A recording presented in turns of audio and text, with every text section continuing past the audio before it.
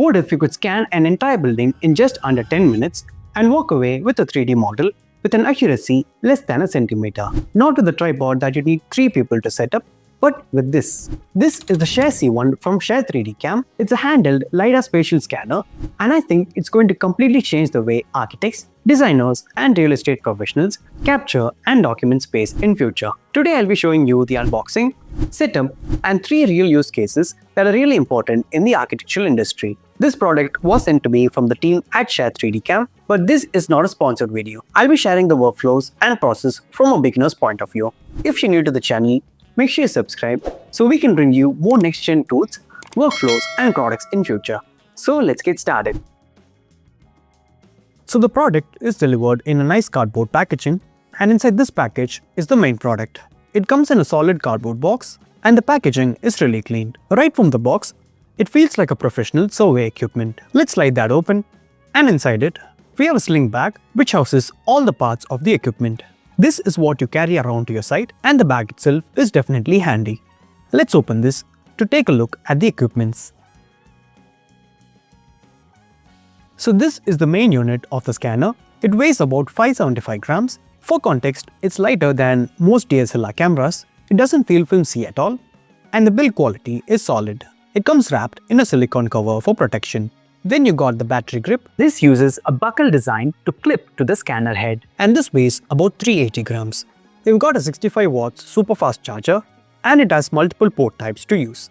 Multiple charging heads to adapt to any location that you're based on. You can simply clip this to the charger head and start using it. This is the magnetic phone clip, and this is how your phone attaches to the device, and it becomes a live preview screen while you're scanning. This is from DJI. Apart from that, we have the user manual, a cleaning cloth, and a USB card reader from UG Green. This has a USB-A and a USB-C type adapter and a slot to insert the SD card. And those are pretty much the components that you'll find in your sling bag. Now here's what makes the C1 different from a basic LiDAR scanner. It's not just capturing geometry, it's got 194-degree dual wide-angle cameras and a LiveVox mid-360 LiDAR unit on the top. Every surface gets its real texture and color baked in from the cameras. In terms of numbers, it's capturing 200,000 points per second, the range goes up to 70 meters, and the accuracy is better than 1 centimeter. And the battery life is up to 180 minutes of operating time, which is honestly enough to do a full residential project in a single session. The main part is made of die-cast aluminum, so it feels really sturdy. There are 2 slots on the sides of the scanner, one that holds the SD card and another USB-C type pin. Okay, so the setup for a product like this is surprisingly simple and straightforward. You need to grab the scanner and the battery grip, and you'll notice the matching pins at the bottom and top of them. We just need to gently place the battery grip onto the scanner and press it in. You'll hear a click sound, and both of these will be connected. You'll find a button on the bottom of the grip. You need to do a single press and a long press to turn it on. You will see the indicator lights blinking on the scanner. This usually takes a few seconds and the indicator turns to blue. And that's when we know that the scanner is ready to use. I additionally got this base stand from a local market. This was not part of the accessories, but a stand can come in really handy. When you want to place the device horizontally on the ground, we can then use the mobile grip and attach it to your mobile. Just place it at the back of the scanner, and this holds on to it magnetically. It holds the mobile phone really strong, and there's no wobble on the device. The second step is to download the Share Capture app on your phone. You can find the link to it on the Share website itself, and you can choose between Android or iOS based on your mobile. Once you turn on the device, it connects to your phone via Bluetooth and then automatically sets up a Wi-Fi connection. Choose Connect Device, and this will start searching. Just choose the scanner and we're ready to get started. The last step is to switch to your laptop and install the application called SharePoint's Cloud Studio. The link to this will be available on the Share website as well. After your scanning process is done, you can import the scan and process the information and generate the point cloud here. It's a one-click operation, and there's no manual stitching or alignment work on your end. And that is pretty much the setup needed. For the first test, I took the Share C1 to a live construction site. This is where we can test the range and outdoor capabilities of this device. So let me actually walk you through how to start a scan with this device. You open the app, create a new point cloud project, set the time interval to 0.2 seconds, that's the lowest setting which gives you the highest photo density, and you hit next to begin. Once the device initializes, it takes a few seconds to start tracking, and then you immediately see the 3D model start forming on your screen in real time. And from here, you just walk, normal pace, not too fast, not too slow. The model builds as you move. A couple of things to watch for while you're scanning. You'll see gray areas on the screen where data is thin, and the app will actually notify you if you're moving too fast or if there's not enough light in the scene. So it's giving you live feedback the entire time. Your job is really just to make sure there are no black spots left on the scan. Before you start, it's worth roughly planning your route through the site. And depending on the complexity of the space, you might need to walk it twice or 3 times to make sure you've covered everything. On a site like this, I walked the perimeter and then cut through the interior once. Once you're satisfied that everything is covered, you head back to your starting point, hit stop, confirm, and the project closes. The device takes a few seconds to finalize the data, and then you're done on site. Now for processing, you can directly connect the device via USB-C, or you can pull out the SD card and use the card reader to copy the data to your PC. Open the SharePoint Cloud Studio, start a new project, and locate the files from the card. For settings, you can turn on the point cloud colorization. This is what adds colors to the model from the images captured. For export format, you can choose LAS or PLY, turn on distortion correction for the images, and if you want 3D GS output, you can switch that on here as well. But keep in mind that this will significantly add up to the processing time. Speaking of processing, you definitely need a high-end PC for this. And these configurations is what is recommended for a really high quality processing. And depending on your file size and quality, the processing time can take anywhere between 30 minutes to up to 5 hours or more. So you need to plan for that accordingly. This is the output from the construction site scan. About an hour of processing time. You can see the main building and even structures further away from the site are captured in the model. Inside the software, you've got a clipping tool to crop out areas you don't need and clean up the model. There's a CAD drawing tool that traces outlines of walls and objects directly from the point cloud data. And there's a measurement tool. You can measure in both X and Y axes, add dimensions to the drawing, save them as a separate layer. There's also a cross-section tool where you can cut a section plane at any point in the model. Really useful for checking heights, beam dimensions, column spacings, ceiling clearances.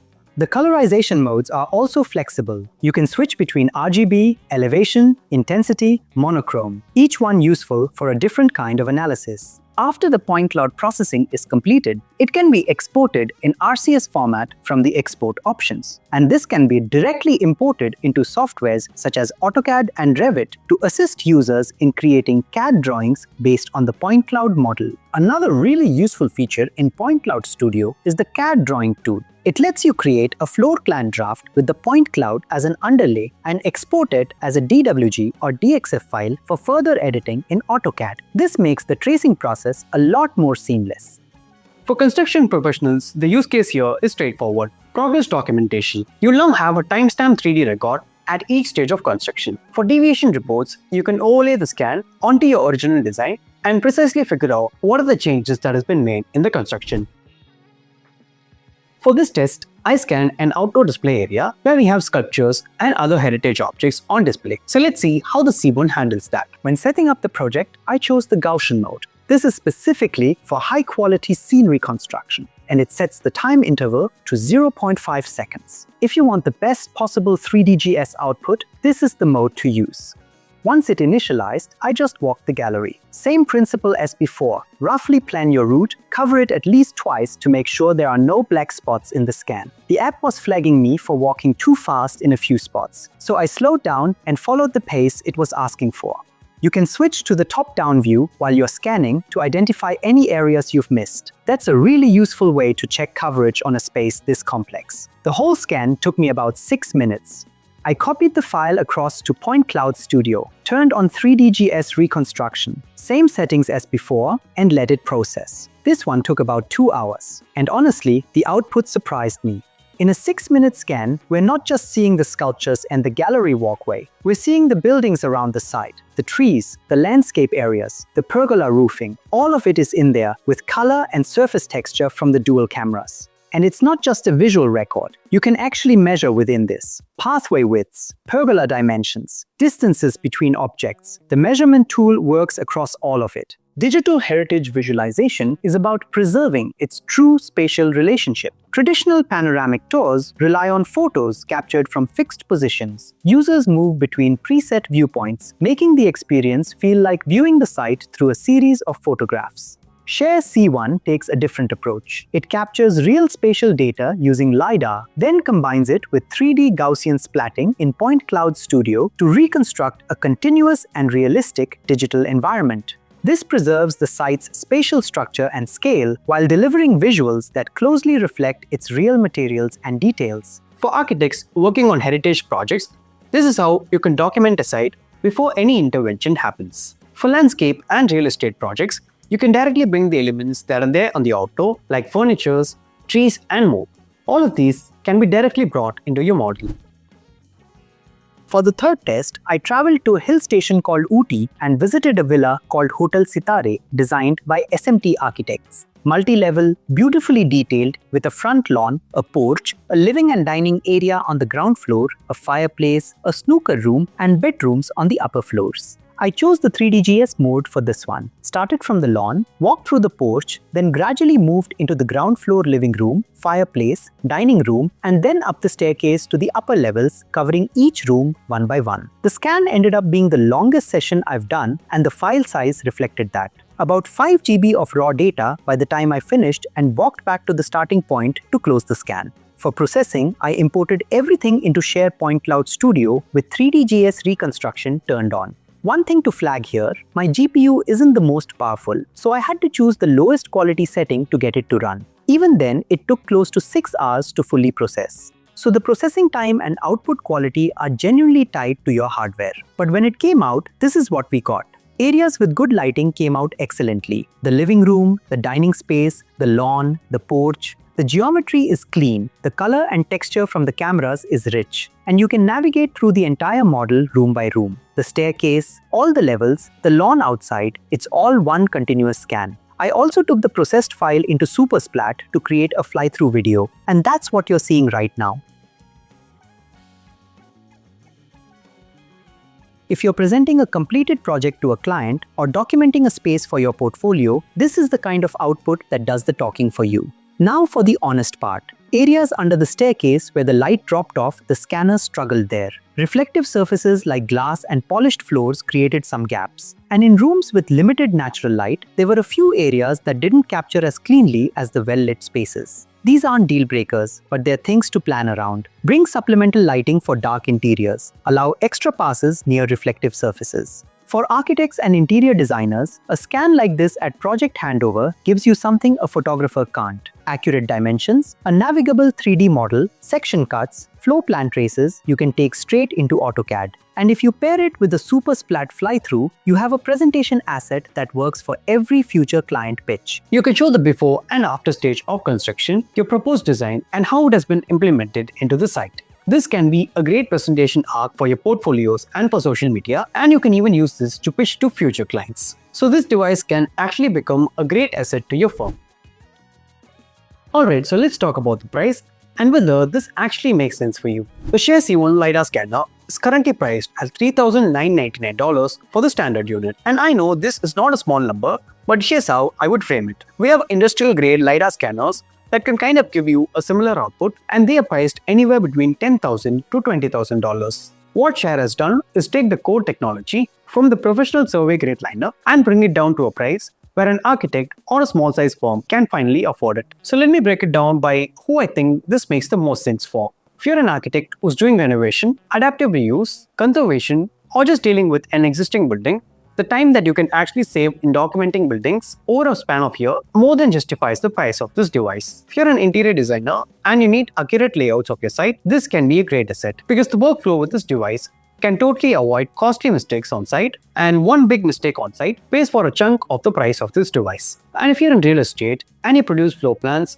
documentations, or VR walkthroughs, this can be a great asset to your toolkit. A couple of things that you need to keep in mind is that while scanning, the reflective surfaces definitely affect the quality of the output, so you need to plan them accordingly. the SharePoint Cloud software is still being actively developed, so that is something we need to keep in mind. I think we are in a point now where a technology like this is now made available for working professionals and not just exclusively available for big companies who can afford survey-grade equipments. The Share C1's output quality for the price is hard to argue with. I put all the links in the description, where to buy and all the softwares that you need to download. And if you have any other use cases that you want me to test this device with, let me know in the comments. Share this video with your fellow architects. Make sure to hit that like button if you found this video to be helpful.